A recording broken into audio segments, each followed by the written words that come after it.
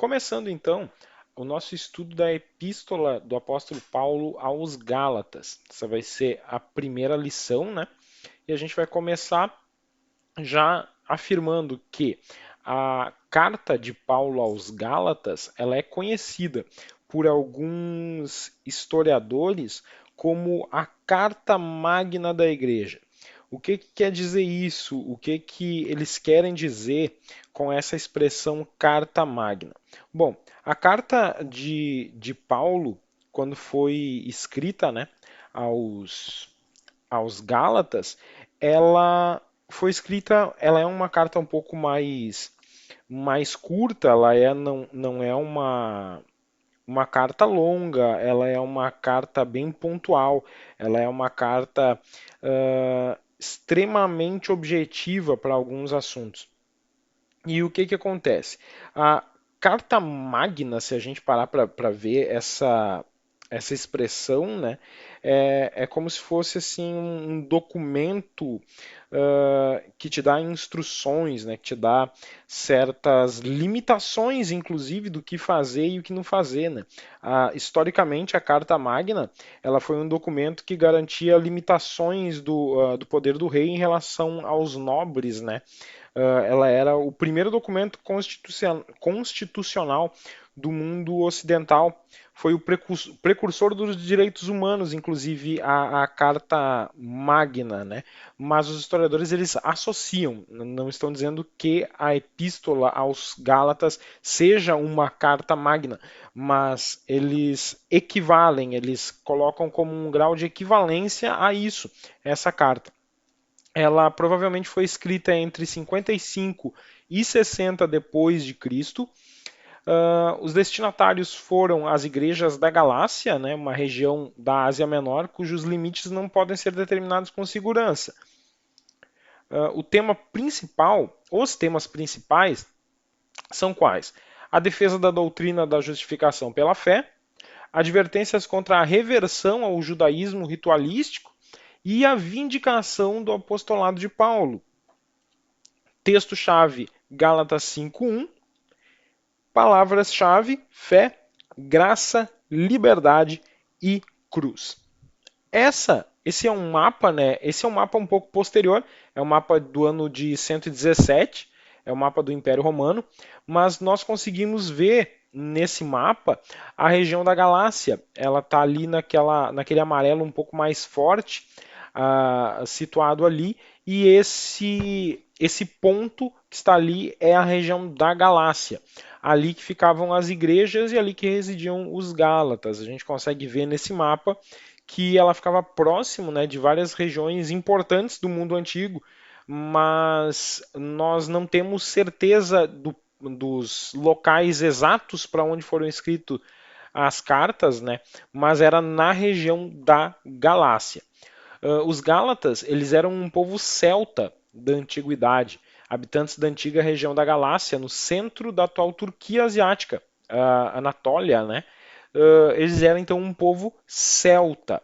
Nós sabemos por livros, por filmes e muitas outras fontes, né? Muitas coisas sobre a cultura celta.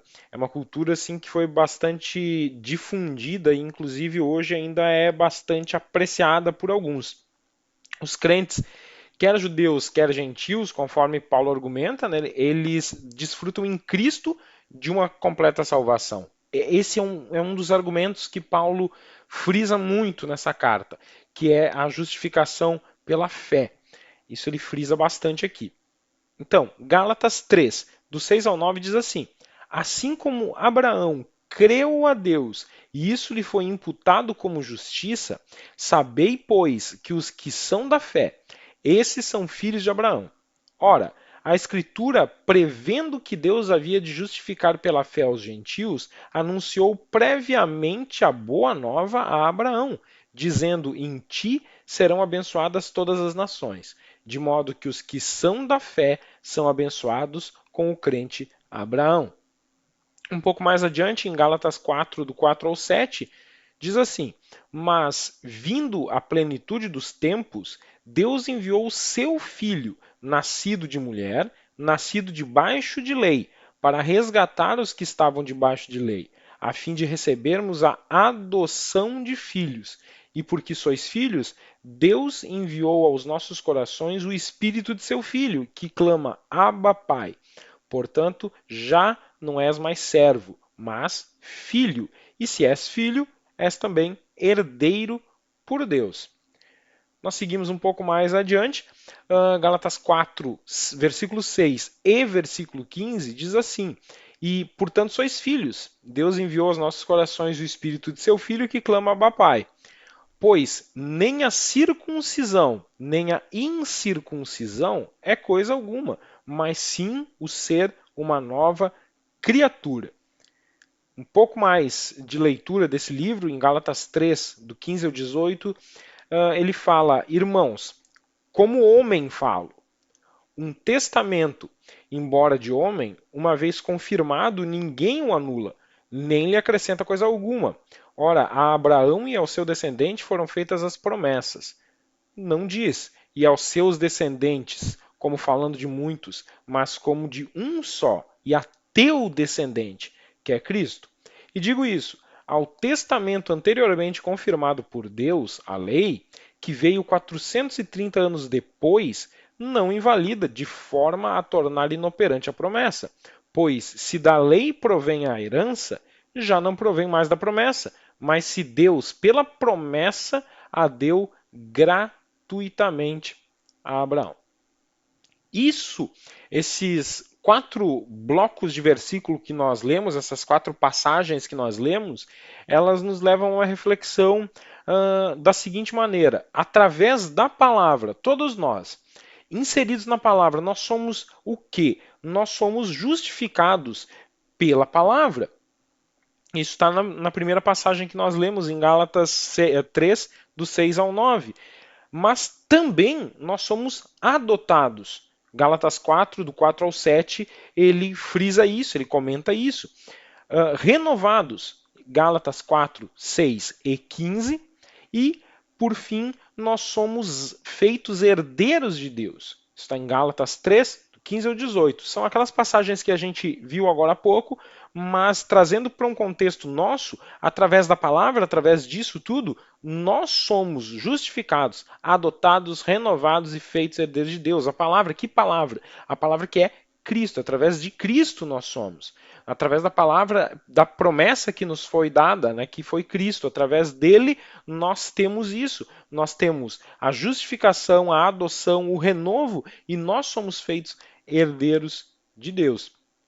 A carta aos Gálatas, ela se destina a celtas, né? Em grego Gálatas, que viviam na Ásia Menor. Os celtas, né, é a designação dada a um conjunto de povos, é um antinônimo, né? Nônimo, desculpa, organizados em múltiplas tribos e pertencentes à família linguística indo-europeia, que se espalhou pela maior parte do oeste da Europa a partir do segundo milênio antes de Cristo. Existiam diversos grupos celtas, compostos de várias tribos, entre eles os bretões, os gauleses, os escotos, os eburões, os belgas, os gálatas, os trinovantes, os caledônios. Então, existiam esses povos diferentes. Alguns deles são até um pouco mais conhecidos. A gente pega, por exemplo, os gauleses, que são os atuais franceses, e pelo menos no meu caso, a primeira coisa que me vem na cabeça quando eu ouço falar dos gauleses, Asterix e Obelix. Primeira coisa que me vem na minha cabeça. Se vocês não conhecem Asterix e Obelix, fica uma dica. Tem desenho, tem filme, tem longas de animação, tem curtas de animação. É muito interessante, é muito legal, é bem divertido de assistir e de ler também, né? Ele é uma série de histórias de uma vila gaulesa, ou seja, de uma vila celta, né?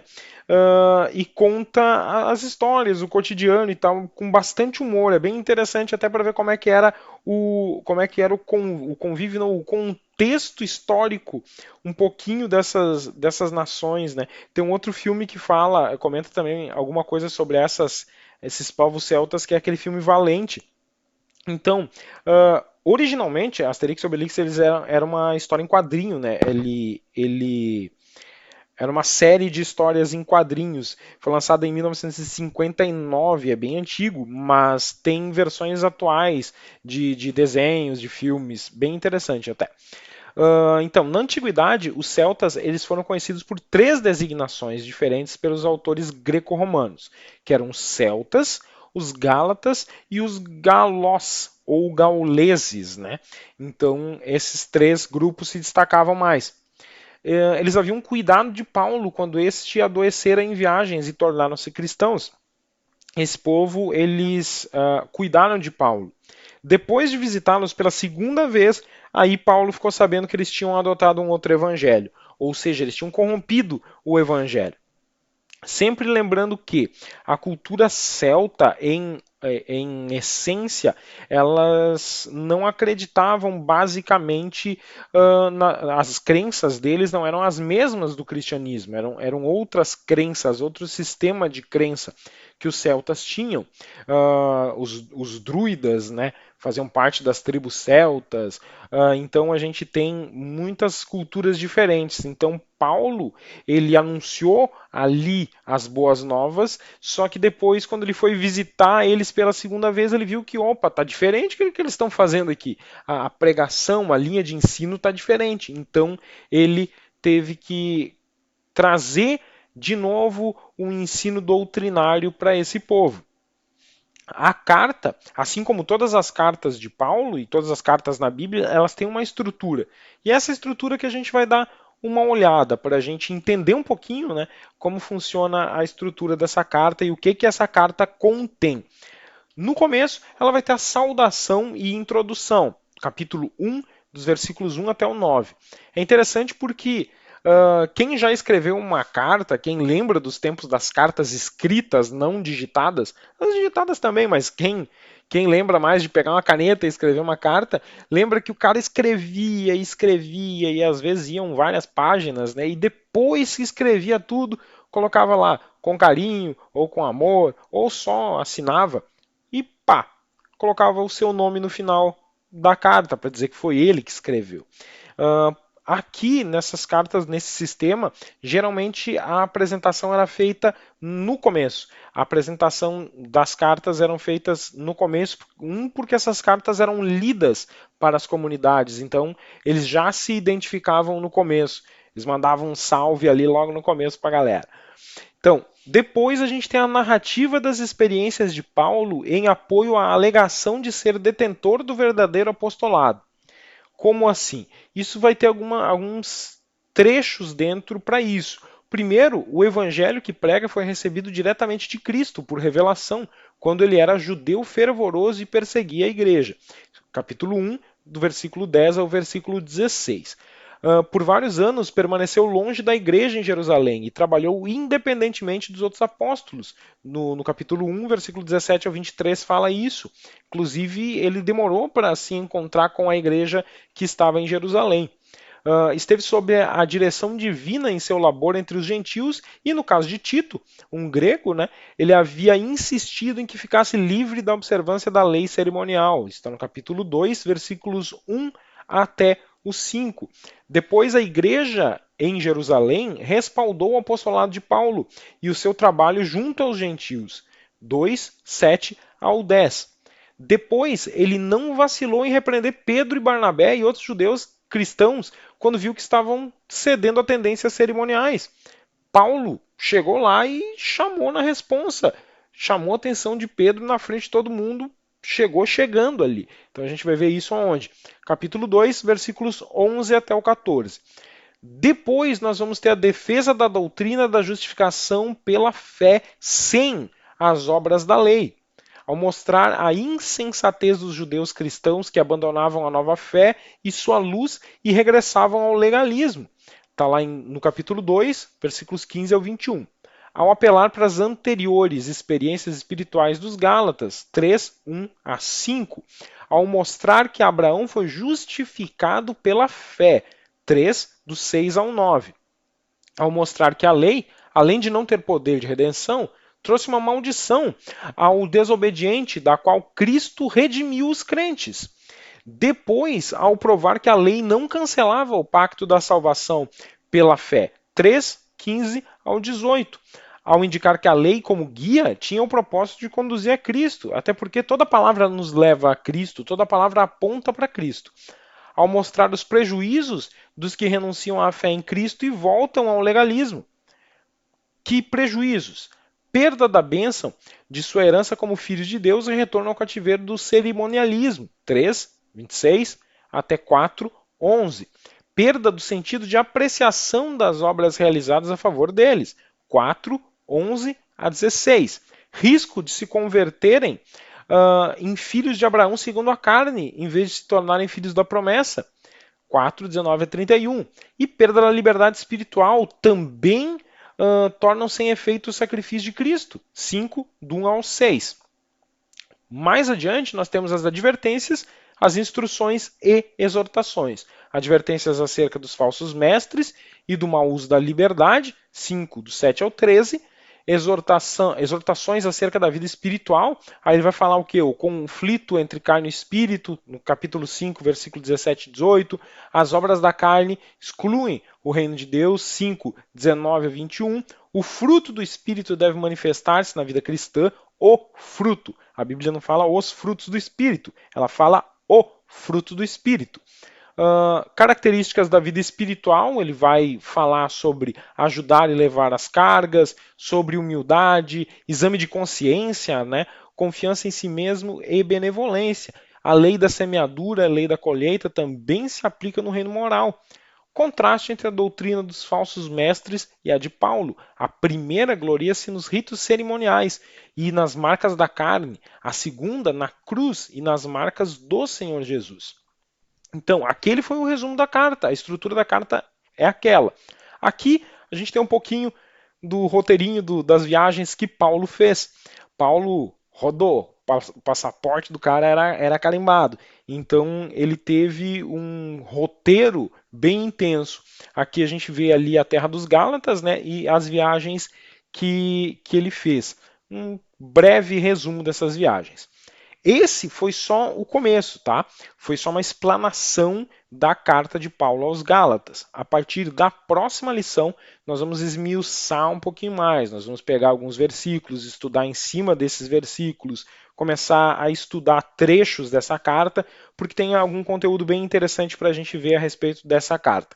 Então, por hoje era isso. É uma lição um pouco mais curta, porque é só um resumo, só uma introdução mesmo. Então, a partir da próxima, nós vamos nos deter em alguns versículos, algumas passagens e alguns estudos mais detalhados. Até a próxima, pessoal, e Deus abençoe.